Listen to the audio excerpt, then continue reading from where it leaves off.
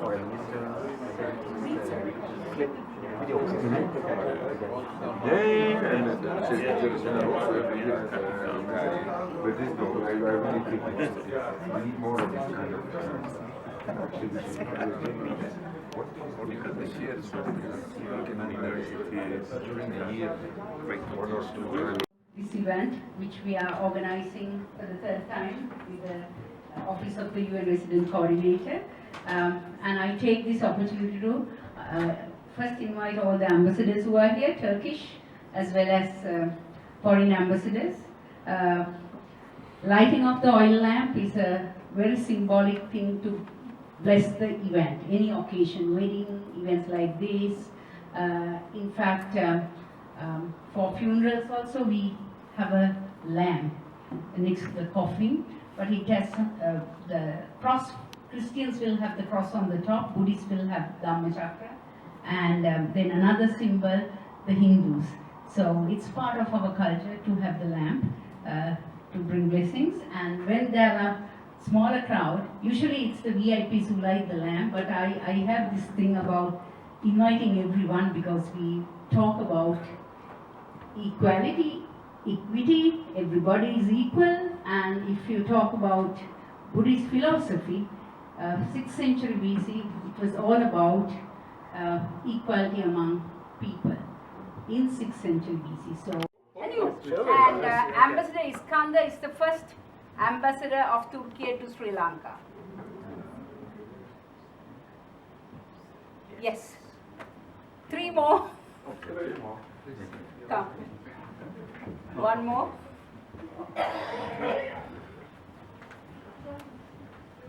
And then we can all take a group photo.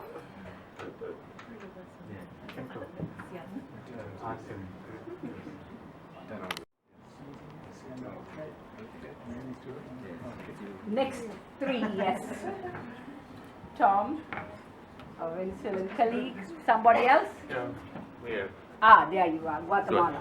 Okay.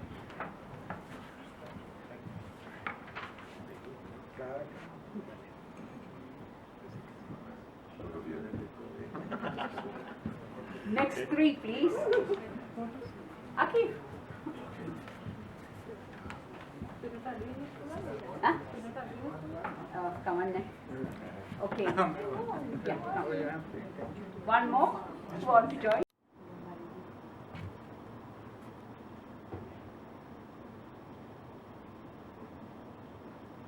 Thank you. Excellency Ambassador of Sri Lanka, dear Hassan T. Yankee, Excellencies, distinguished guests, friends and colleagues, let me on behalf of the United Nations and the Secretary General really express the profound honor and privilege that we feel to be able to join all of you today in commemorating the International Vesak Day 2025. I say join all of you, so I'm not a host. I'm just joining with you to mark this day of deep spiritual and historical significance to millions of people around the world. The day marks the birth, enlightenment, and passing of the Buddha, one of humanity's most revered spiritual teachers. These 3 sacred events, unified in one observance, serve as a powerful reminder of the timeless values that the Buddha exemplified, namely non-violence, compassion, mindfulness, and the quest for wisdom. As the Secretary General says in his message for Vesak Day, in an era of profound global challenges, these timeless principles must guide our shared path forward and inspire us to build bridges, foster solidarity, and work together towards a more peaceful, sustainable, and harmonious world. The United Nations, in its recognition of Vesak Day affirms its commitment to interfaith dialogue, spiritual heritage, and cultural diversity as pillars of international peace and cooperation. In honoring this day, we are reminded of the Buddha's teachings alignment, its close alignment with the goals of the United Nations, namely the pursuit of peace, the protection of human dignity, the reduction of human suffering, and the promotion of sustainable development. In the face of the world's challenges, be it conflict, climate change, displacement, or inequality, the Buddha's message reaffirms and retains its relevance, namely that the roots of suffering lie in greed, hatred, and delusion, forces which we see mirrored in many of today's global crises. Yet he also showed us a path forward through ethical conduct, mental discipline, and wisdom. If we follow this path, transformation is possible, not only for individuals, but for societies and nations. You know, as UN staff, we are often called to work in environments marked by difficulty and uncertainty. I'm sure most of you are very familiar with what has happened and is still happening in Gaza, where the United Nations itself has lost more than 300 personnel. In these sort of moments, we can draw inspiration from the qualities the Buddha embodied: resilience in the face of adversity, compassion towards all beings, and clarity in action. These are not just spiritual ideals, dear friends. They are practical tools for building peace, for advancing human rights, and for fostering inclusive development. So today let us reflect, dear friends, on our interconnectedness, which is another central teaching of Buddhist thought. Our well-being is bound up with the well-being of others.